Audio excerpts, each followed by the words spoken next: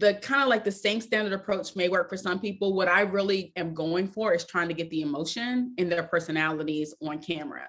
And so that made me asking them questions, just kind of like that are a little more intimate to who they are, things that they like to do. I'll ask them to describe each other with one word. Sometimes it makes them think a little bit about each other, but ultimately I'm just building their confidence, because most of the time my couples have not been in front of the camera professionally for photos. So I'm just trying to get them comfortable. And so a lot of times when I'm asking them questions, I'm shooting through while they're answering. And if I can catch a laugh or a look or something that kind of speaks to like their chemistry as a couple, that's what I'm looking for. Hey, welcome to the Beginner Photography Podcast. I'm your host, Raymond Hatfield, and each week I interview one of the world's most interesting photographers to learn what does it really take to capture beautiful images so that you can start to do the same. In today's Rewind episode, we are chatting with wedding photographer Terri Baskin about creating high-end engagement sessions that connect with couples in a personal way. But first, the Beginner Photography Podcast is brought to you by CloudSpot. They got everything that you need to build a thriving photography business.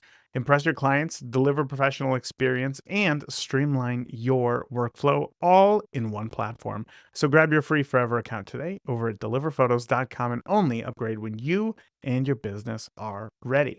Now, I can tell you from experience that just starting out as a wedding and engagement photographer can be tough, especially when you really want to make those sessions stand out, while also ensuring that your clients feel relaxed and natural.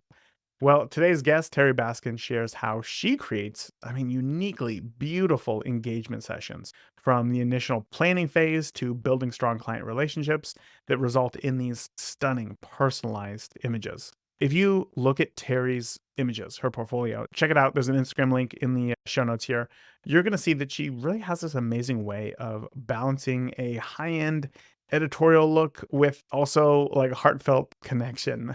It's really great. And today, she's going to reveal her secrets on how she makes every couple feel like the star of their own shoot. Lots of stuff here. So with that, let's go ahead and get on into today's interview. Terri, my first question for you is, when did you know that photography was going to play an important role in your life? Wow, that's a good question. All I right, start off we're strong. starting off really starting off strong here. So here's the thing. So I didn't know photography was going to play an important role in my life. I grew up with a dad who was a wedding photographer. So my dad was a wedding photographer. I was always the friend with the camera. So that was fun, just taking photos for fun. And when I finished grad school, I bought myself a camera, a professional DSLR, for my graduation gift. And from there, just started taking photos of friends.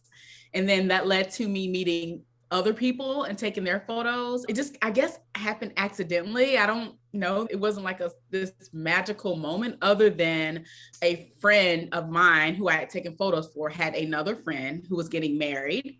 And she asked me to take her engagement photos. I was like, sure, I'll do it. It was back when I was just excited to take any and every type of work that would come my way. And I was like hunting for people to take photos, begging people to take photos with me. And so she asked me to take her engagement photos. I did. We had fun. And she asked me to take her wedding photos. I had never done a wedding before. And I was like, sure, I'll do it. So yeah, so it just, from there, I think the moment that was like, wow, I think I could do this, was my dad was my second photographer at her wedding. So we were like a team. So that was cool. So he was probably more excited than I was, but it was a cool moment that he was with me. And then from there, he saw my interest in photography and just started to try and teach me like how to anticipate moments, how to capture the emotion, and some of like the fundamentals that I think are important for when you're looking at a photo. So after the first wedding, I found myself photographing another wedding and then another wedding. And I was like, okay, this is the thing. I like it. So let's do it. Let's see where this goes. Let me ask, what did you go to grad school for? So marketing, got my MBA in marketing. Okay. Oh, you have an MBA in marketing. Okay. So at some point, you decided, I'm going to abandon all of that knowledge and that pile of student debt that I have accrued over the years and pursue this photography thing. What led you to that decision? What was it about photography that made you think like, yep, I'm making the right decision? So it didn't happen. I wish I had this magical like process, right? I'm going to do step one, step two, step three. I didn't. Everything just kind of happened over the course of these past 10 years. Things have just happened. So I went to grad school, marketing. My dream was to be in corporate America, speaking on stages to audiences of my coworkers. I was in pharmaceutical sales. So we would go to these big sales meetings that were elaborate. And so that was always my dream, to be on the stage at those meetings. So the transition happened. I found myself having to turn down more and more photography work because I was working my 9 to 5. And so finally made the transition, went full time. So the funny thing is, the knowledge I got from business school, from undergrad, I still put that into my business today. So I just use it as a way to market my business differently and think of new ways to reach people. So it's kind of cool. While I don't use it for that 9 to 5, I use it in my business. I definitely have some questions about marketing that we're going to get to. Oh, you do? Okay. But I still want to stick with that beginner stage for you, because I know that that's where a lot of listeners are right now. Yeah. Okay. You said that your dad was a wedding photographer, which just sounds super cool. But when you picked up the camera and you started learning, like what was the most difficult part for you? Was there a technical aspect of photography that was challenging, or was your dad always there to be like, nope, this is what we do, this is how it's done? Yeah, no. So my dad wasn't always there. I live in Virginia. He's in North Carolina. And so I've just been pretty much, we would go out and shoot when I was home in North Carolina. But in the early stages, so there's this wealth of education that's available now with like YouTube courses, podcasts. All of that wasn't around 10 years ago. And Right. so a lot of it, my struggle in the early stages was, how do I find consistency in my images? Like I could take photos and at the time couldn't figure out why one set of photos I liked, another set I didn't like, although I was doing some of the same things. Really, I wasn't. So it just came down to figuring out how to create consistency in my work was probably one of my earlier struggles. So just had to find the courses I could, get involved in those, learn as much as I could from other people, and then try and apply it to my business. I know a lot of people right now, like I can name 10 people off the top of my head who are struggling with consistency right now. So what advice do you have for them? So for the people that are struggling with consistency, when you're thinking about, for me, the easiest way I was able to create consistency in my work was taking photos at certain times of the day. I shoot a lot on location. So really understanding the location where I was taking photos. So I take photos a lot in the Washington, D.C. area. So I know some of the areas. So to create consistency for me, I had to start with, I need to shoot at these times of the day where the light is the best. So usually like golden hour. And I need to know, okay, when golden hour hits this certain location, how does the light affect it? That was probably the first thing, just understanding how light works in a certain area at a certain time of day, and then convince my couples these are the times of day we have to take photos. When you say convince your couples, was there pushback or was it just a suggestion? That's a good question. So not necessarily. So what tends to happen is I would have couples early on who work Monday through Friday, 9 to 5. So logically, they're thinking Saturday at noon is a great time to take photos. And I'm like, that is absolutely not for me, the best time to take photos. So in Washington, D.C., it's a super touristy area. Saturdays, a nice day, middle of the day, heck no, can't do it. I cannot do it. And so what I would do was, there wasn't necessarily the pushback. It was just their thinking, oh, I'm off on Saturday. Let's take photos on Saturday, middle of the day. And so I really had to start to retrain them to, these are the best times of the day to take photos. And I would give them options. These are the best times of the day and the best days of the week based on the location where you want to take photos. Okay, I gotcha. That's a good sense? clarification. Absolutely. And Okay. I think I'm right there with you. And it kind of stinks because it's like, if you're shooting on a Saturday at noon, like that really limits the amount of sessions that you can take. Whereas obviously if you got the whole week, you can shoot a whole lot more. But let's stick with these engagement sessions, because that's one reason why I reached out to you, because looking at your engagement sessions, they are a whole nother level. And I think when most photographers think to themselves, oh, an engagement session, it's you It's the couple, Mm-hmm. maybe a local Mm-hmm. park, an outdoor area. You just walk around for an hour and see what you can, Yeah, come up with. Your engagement sessions. Well, I saw you just recently went out to Las Vegas for an engagement session. Your behind the I scenes video. did. Tell Yeah. me about what that entailed, because it wasn't just you and the couple walking around for an hour to see what you can create. What was that like? Oh gosh, let's see. I don't even know where to start with that particular engagement session. First of all, it was fun. We had a blast, but this particular client is getting married in the DC area, but they didn't want any photos that looked like typical DC. When you think Washington, DC, you think big white columns, marble, monuments, those things. She wanted something different. And so basically, I threw out a bunch of locations to her and was like, you know what? Would you be willing to go somewhere else and take photos? And she was. Now, I cannot get every couple to do something like that, Sure. but she was the right couple that was open. And I think the biggest thing with that was she trusted me to come up with something different for her. And we did. So I went out to Vegas a few years ago for WPPI. So the Mm-hmm. big photography conference that happens every year out there. And when I was out there a few years ago, a few friends of mine and I went out to this area called the Valley of Fire State Park just to take photos. And so it wasn't a planned shoot. We were just out there because we heard about this big park with the rock formations that was really pretty, and we just saw it. And so that place has always been in the back of my mind of wanting to shoot there, wanting to take a couple there. And I've been trying. I had almost a chance to do it a few years ago. It fell through. And so when she was open to going anywhere, I threw out the idea and she was dead. She was like, let's go, let's do it. So we That's did. perfect. But looking at your behind the scenes video, I mean, it wasn't just you and the couple. There was like No, multiple it was people. not. There was like hair and makeup. There was like It was, multiple dresses. it was. So that's what I'm saying. Like, this isn't just you and the couple walking through this national park. It's a bigger production. What all goes into the planning of this? Yeah, so it was. So for that particular shoot, we had obviously the couple, the wedding planner came, the videographer came, the makeup artist came, and the hairstylist.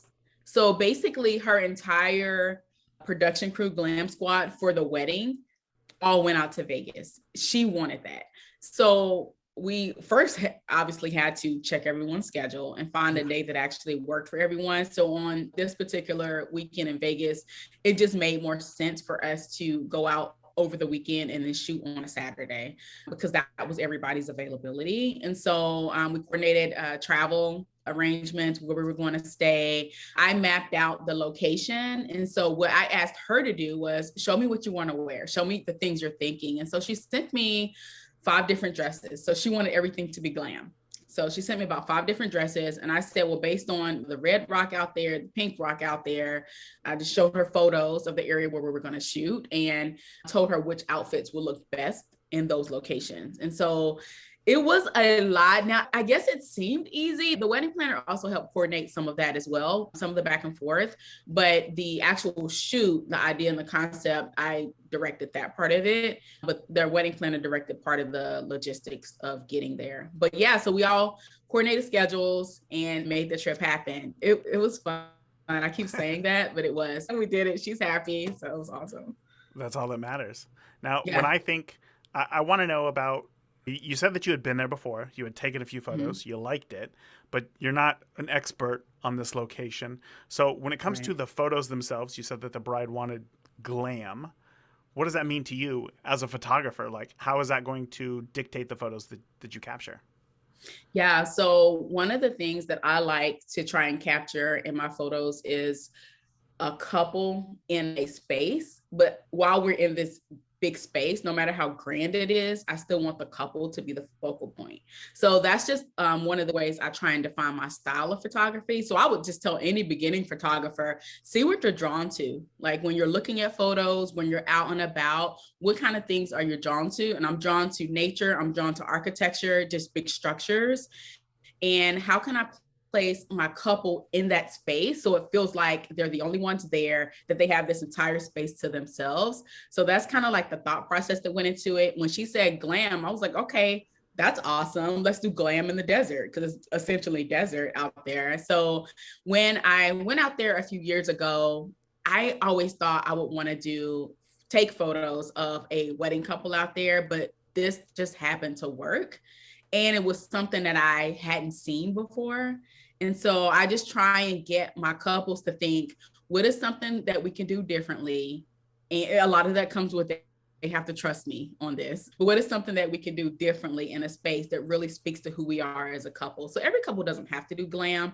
They wanted to do glam, but I try and take their unique personalities, their style, and what's important to them, and then turn that into a photo. And that may look like showing them visually. I can explain it, but sometimes people really need to see what's in my head and taking that and just basically telling them what we can do in those spaces to make it work. You had said that she had picked out 5 dresses, and then you had Yes. told her, like, this dress will work best here, this dress will work best here. How did you know? How did you decide? Because when I'm thinking of it, I think just lots of rocks. How do you decide which dress is going to look better in front of this rock versus that rock? Right. Right. Lots of rocks. So out in Vegas at the Valley of Fire Park, there are some red rocks, there are some brown rocks, there are pink rock formations. And so first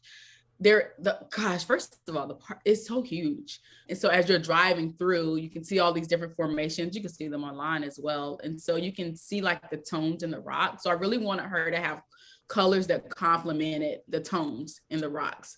So that just kind of comes from, how do I understand or study the color wheel and what colors like complement one another, which colors kind of play opposite one another. And so one of the formations where we started was kind of more like the reddish rocks. I was like, well, let's go green on this area. And then some of the softer tone, like pinkish colored rocks, we decided to go bold with a black dress. So I had to narrow her down because she wanted to wear all 5 dresses. And I was like, oh yeah, no, we can't do that. I can't make that happen, only because we only had so much time out there. And so of the 5, I picked the 2 that I thought would work best in the locations.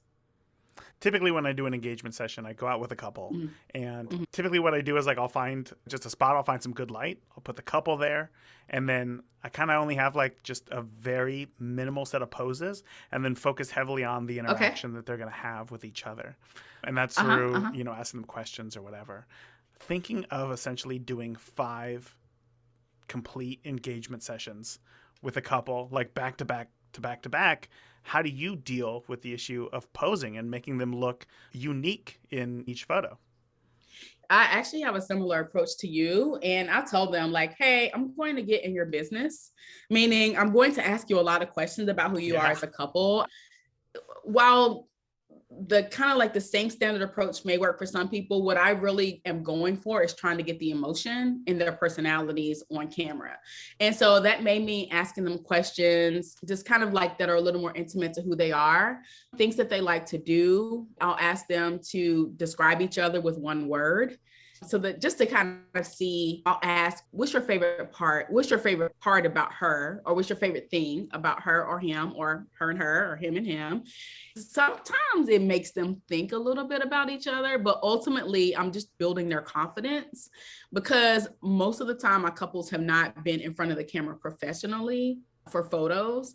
So I'm just trying to get them comfortable. And so a lot of times when I'm asking them questions, I'm shooting through while they're answering. And if I can catch a laugh or a look or something that kind of speaks to like their chemistry as a couple, that's what I'm looking for. But yeah, the same approach you have. When I feel like we have the shots in a particular area, then I'm like, okay, we're good here. Let's go and do something else somewhere else. I love that, because it's all about getting, as you said, a client comfortable in front of the camera. And if I'm being totally honest, 99% of the couples who come in front of my camera say the same thing. They're like, oh, we're not comfortable in front of the camera. We're not used to doing this.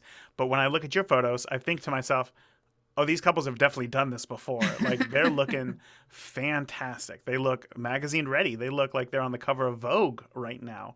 So how do you unlock that from them? Is that just purely direction of, hey, put the hand here, let's turn like this? Or is that once again just trying to pull out those emotions and letting them not stumble, but letting them move into those poses themselves? So what I'm doing when I'm trying to move them into poses is, one, I'm trying to find whatever's most flattering for them. whatever's natural. And I don't want the photos to look too posed. Obviously, I'm going to get some posed photos because that's what the family likes. Yeah. I like more of the photos that show the emotion. But when I'm putting them into a pose, if I tell them, hey, if this doesn't feel comfortable, if this doesn't feel like something you'll do, change or make the adjustment. Many times I'll have a couple out. One of the things that's really helped me was I'll start them in a pose and I'll tell them this is the final pose we want to get, but it doesn't have to be perfect. And then I'll break them apart and I'll say, walk into that pose. And so I'll have them walk into it and then they end up doing whatever they would naturally do. Or I'll give them some type of command, or you have that cinematography background. So I love when you can just give them the action or whatever the motivation is for the shot. All right, break apart, y'all walk into and end up in that pose. And then they'll do whatever's natural for them. I've never heard that before, but that makes total sense. That makes total sense. You know, I can't think of how many photos I've taken that the couple starts to look a little stale and maybe they've been sitting there for a minute or two, but that is such a fresh way to get them how you want them to look. I love that. Yeah. And I do tell them that, like, hey, I don't want to keep you in a pose too long because then it'll start to look fake. And so I'll just say break apart, or I'll say break apart or take a break. And then I'll have them reset and then do something else. Now, obviously, I know that this trip out to Vegas was an exception, but how long is the typical engagement session for you? How long does that last? So I usually spend about 2 hours with my couples on the engagement session. It's not necessarily 2 hours of shooting because most of the time they wear 2 outfits and they were talking. So shooting wise, it may be about an hour and a half or so, if that long, but that's multiple locations, multiple outfits, talking, walking. Now, I want to know, like, what do you need to get to consider a session a success? What elements? I need the couple to relax. Everybody has those jitters or those nerves when they first show up because of the prep that they put into it. So one of the things that I do is I send all of my couples an engagement prep guide, and it's basically things that they need to think about when they're planning out their session. So I'll tell them things like, hey, you may have seen a couple in my portfolio that had this certain attire on or took photos in this certain location, but if that's not who you are, don't feel like you have to do that. All right. So to feel like I am successful in the session, we've had fun, they're relaxed, we have a variety of different poses, angles, locations. Now, we're not all over the city. What I'll try and do is find a location that has multiple different backgrounds or levels or layers to it. So it gives us variety when they're looking through their gallery. But yeah, mostly I want them to enjoy it. I don't want them to feel like it was all this pressure and all this work, or I don't ever want them to walk away and feel like they did something wrong. So if they say they have fun or if they say they enjoyed it, then I feel like that was successful. That's beautiful. The idea, right, for a session. I want to know, let's go back to the glam idea real quick. Okay. All right. When she said that she wanted glam, we're going to talk a little bit about gear. Does that dictate the type of gear that you're bringing, cameras, lenses, flash, reflect, like anything like that? Or do you have a pretty standard kit and then just work off of that? Yeah, so I have a pretty standard kit that I work with. So unless we're doing an engagement session that's inside, either like in a museum, in a hotel, in a building, then I typically don't bring lights with me. I try and travel as light as possible just based on where I take photos. So because I'm in the DC area and there's so much movement and activity in and around DC, I just try and be as inconspicuous as possible with the amount of gear that I travel with for safety reasons. And also because we're walking quite a bit, it's just easier to travel with one bag. And so for every session, I typically have certain lenses with me. So I'll carry my 35 millimeter, my 50 millimeter, my 85 millimeter, and then I'll also carry my 70 to 200. So it sounds like a lot of gear, but usually when I'm thinking of using either my 35 or my 50, I'm trying to capture the big space, the big picture. If I'm using my 85, I'm trying to do more of like the portraits that's really just focusing on them and maybe not so much the background. And if I'm using my 70 to 200, I'm really trying to get them in a space, but then also use that compression from the 70 to 200 to bring whatever the background is closer to them. So those are my go-to for lenses. Usually every session I try and shoot wide, then medium, and then tight in every area that we're in. And then also vertical and horizontal. So that gives them variety right there. So I think if any photographers ever stuck about what to do, that's kind of been my go-to. Start wide, then go medium, and then go tight, meaning big picture, and then going a little bit closer on the couple, and then going super close. If you want to create intimate moments with a couple, then I'll go in super close. And I'll let them know. One of the things that helps them to relax is just to tell them what I'm doing. Hey, this is what I'll be doing. This is what we're doing in the session. I may get close, or I'll tell them I'm coming in close so they'll know. And then I'm still talking to them the entire time. I think one of the things that makes a couple get stiff or nervous is if they don't know what you're doing. So yeah, so that's my approach. I'm right there with you. Sometimes I will get really excited about it, like, something behind the camera, like, oh, this light is really good or something. And naturally, I just want to like shoot through it and get it. But I remember once I had a couple, they looked over and they're like, are you good? Or do you need us to do anything else? And I realized, I was like, oh, they probably want to know exactly what I'm doing. Like, because I was hiding behind a bush to use the bush's composition or whatever. And it looked all weird. But yeah, talking them through that is really important. This may be a weird question, but do you find that there's a balance of telling them too much or just simply saying, I'm going to walk over here and try to get a wide shot? Is that enough? Or do you need to explain it a little more for them to feel more comfortable? No, I don't tell them too much. If I'm going wide and I need to back up, so if I'm using like a 70 to 200 millimeter, I usually back up so that I could pull it in for the compression. And so I'll tell them, hey, I'm coming over here, I'm backing up to get the shot. I need to keep them focused on each other doing something if they're not looking at my camera. While I'm fine with shots of them looking at my camera, I'm really trying to get the shots where they are interacting with each other in a space. And so I don't like every single time I press the shutter, I'm not talking to them, but I'll tell them kind of whatever it is, I'm still talking to keep them engaged with each other until I get my shot. So it's not like I've been places where the photographer is like, amazing, great, awesome, good, yes, amazing, and I'm like, no, that's not, I don't do that.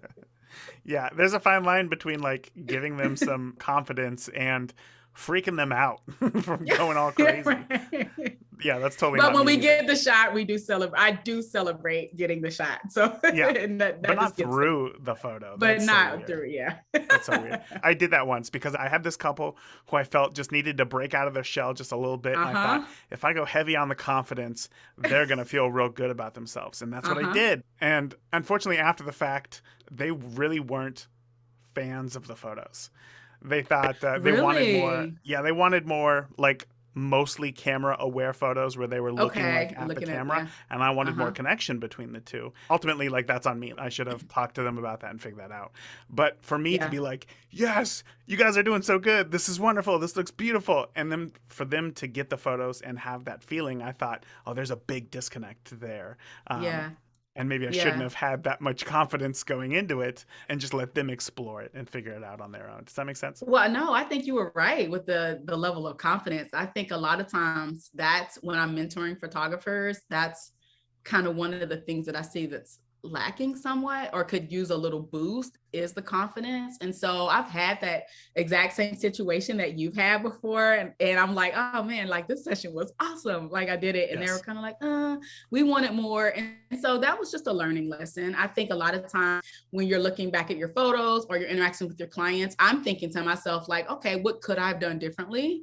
And make the adjustments from there for the next time. So yeah, one of the things I do ask is what things are important to them for the photos. I ask them things like, well, do you have like a favorite side? Some ladies have like a favorite side based on maybe how they wear their hair or things like that. And so I try and know as much as I can before we start, so that once we get into it, they feel comfortable and then they like the end result. But yeah, it's just a learning experience. I think maybe most of us have been there, if not all of us.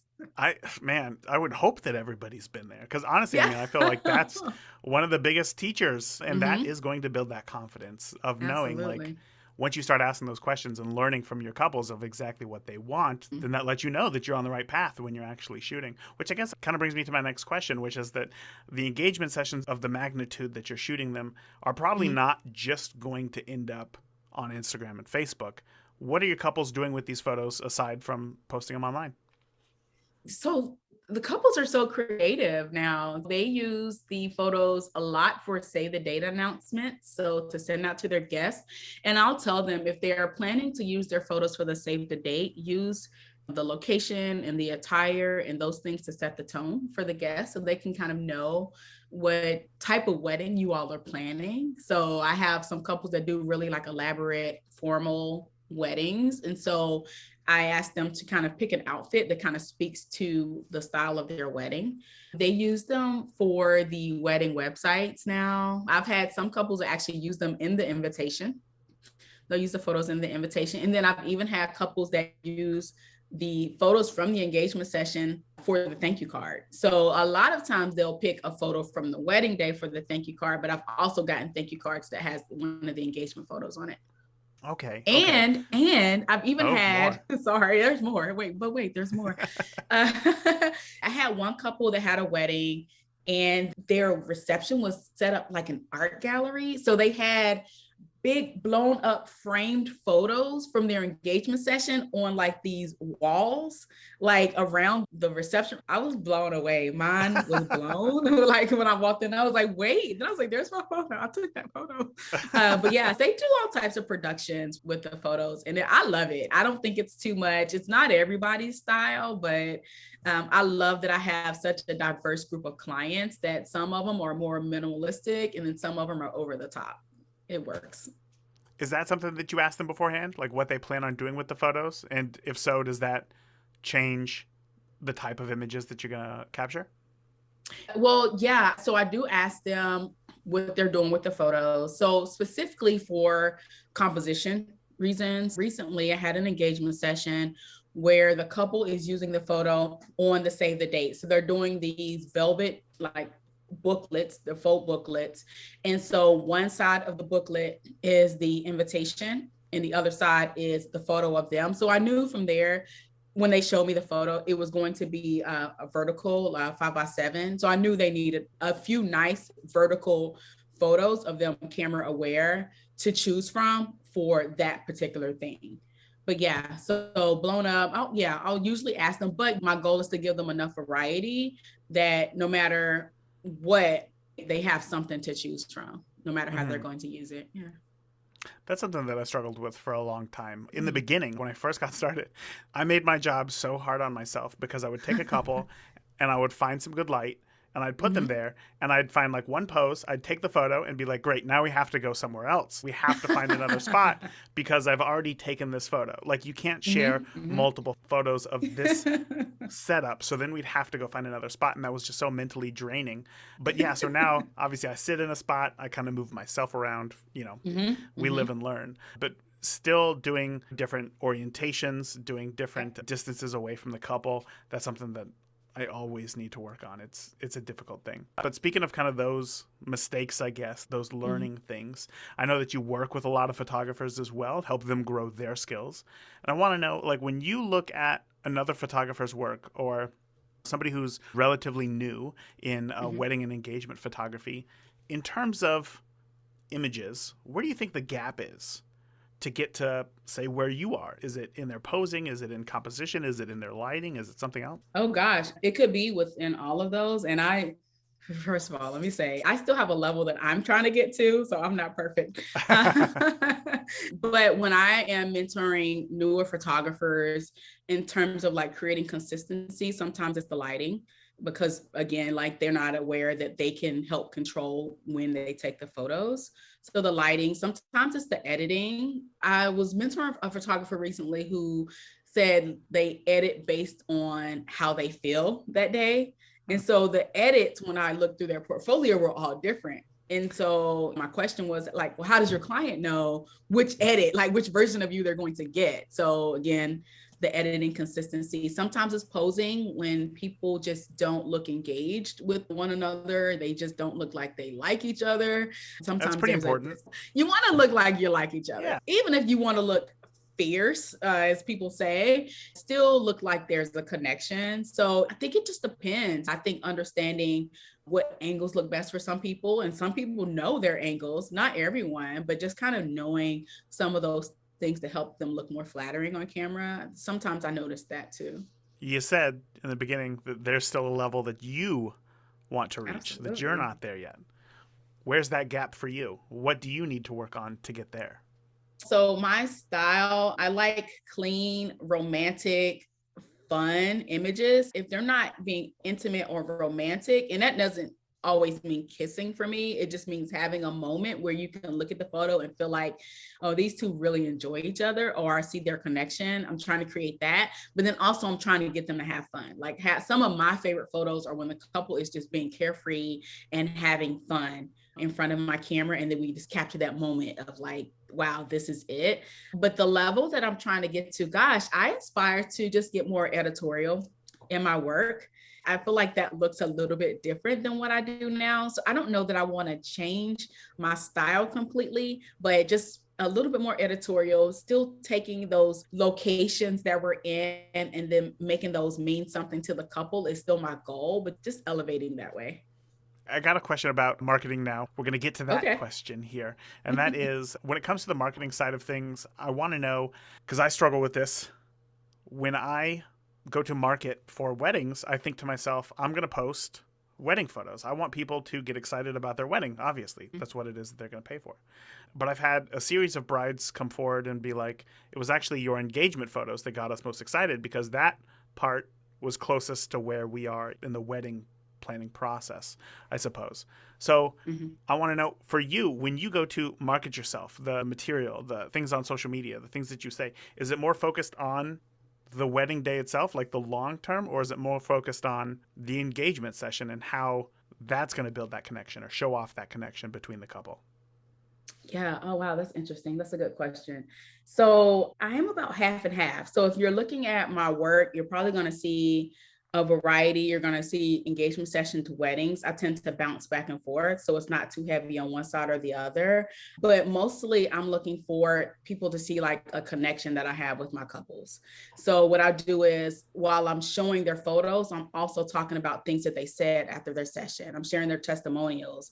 I call it client love. I'm sharing what they said about working with me is my approach to marketing because it's coming from them, not necessarily from me. So I want them to see the photos, the end results, but I also want future couples to see the connection that I have and the passion that I have for what I do, the interest that I have in getting to know them. I do get some couples that only hire me for engagement photos or only hire me for the wedding, but I love it when couples do both their engagement photos and their wedding photos with me because that just makes our connection stronger. The engagement session is where we get to know each other. The wedding day is kind of where we just continue that relationship and they're already comfortable with me. But yeah, marketing wise, if anything, it's whatever shows the connection that I have with my clients, but then also the best work that I had when making that connection, if that makes sense. I don't know. Did that answer your question?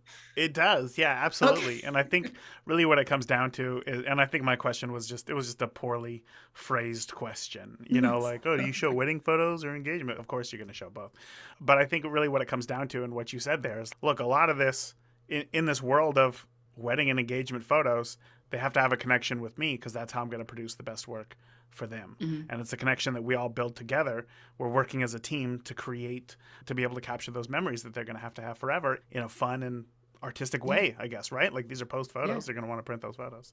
So Yes. I appreciate that. Now, let me not switch gears, but let me go a little bit deeper. This will be my last question here for you because I know that we're Okay. coming to All the end of our right. time. That's okay. When it comes to sales and marketing and getting people to contact you, what is one of the best things that you have done to get those inquiries coming in?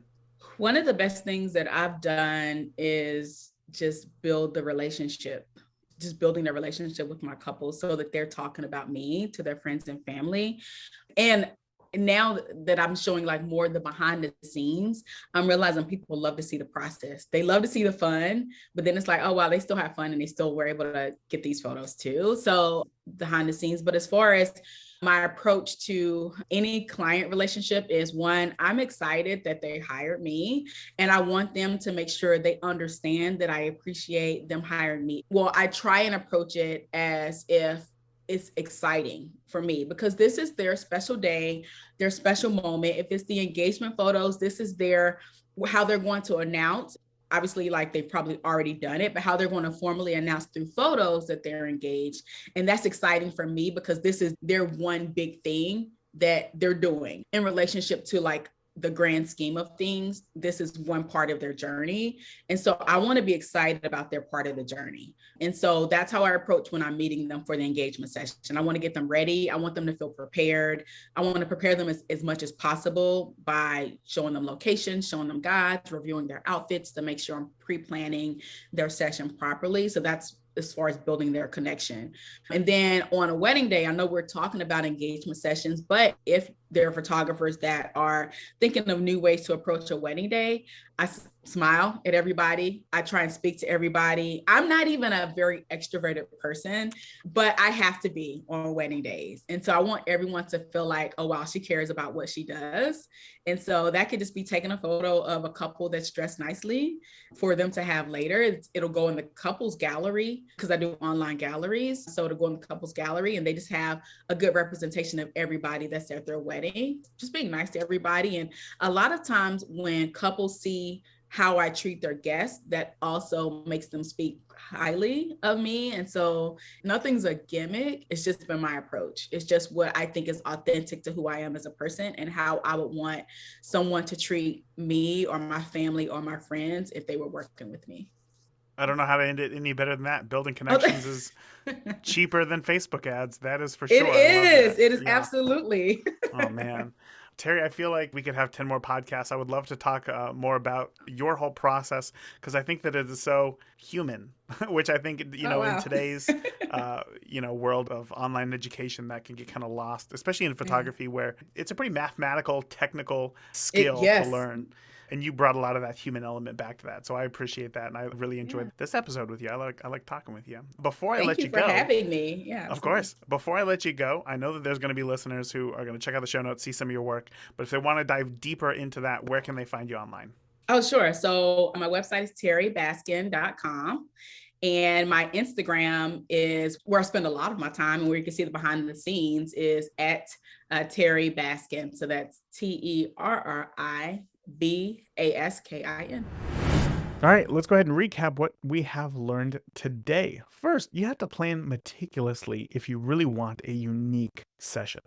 Thorough planning, including location choice, outfit coordination, theme integration to create a memorable photo session is a must. So talk to your clients about what theme maybe they're going for or if they have any specific ideas in mind.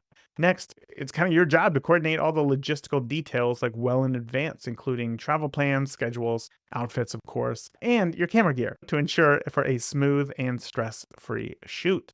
Next, connect and engage with your clients. Build strong relationships with your clients by getting to know your couples intimately. Find out what makes them tick, because that's going to help you in capturing their personalities and styles authentically in each photo. So create a list of things that you would like to know about each client that might help you during a shoot, and then write them down. I love to know small things like, do you like sweet or salty snacks? Do you like beer or wine? What's your favorite date night activity or restaurant? Now, not only do we have something to connect with, but I also have all of the info on how to spoil them when they recommend one of their friends to me in the future. And lastly, utilize strategic posing techniques. What does that mean? You got to strike the right balance between giving direction and spontaneity to avoid these like stiff posed looks. If you want your photos to be genuine and show off that connection and emotion, try to use gentle prompts like, in your sexiest voice, whisper in their ear, what is your favorite veggie? And actions like walk towards me, but keep those hips glued together when you're walking. That's going to introduce something new and exciting and just silly, and it's going to make them authentically interact with each other. And that'll help you to direct these couples into more natural looking poses for their images. Lots of great stuff to take from this one. So that is it for today. Until next week, remember, the more that you shoot today, the better of a photographer you will be tomorrow. Talk soon. Thank you for tuning into this week's episode of the Beginner Photography Podcast. If you enjoyed today's episode, please share it with a friend. Start a conversation. Grow together. That is it for this week. Remember, the more that you shoot today, the better of a photographer you will be tomorrow. Talk soon. Thank you for listening to the Beginner Photography Podcast. Keep shooting, and we'll see you next week.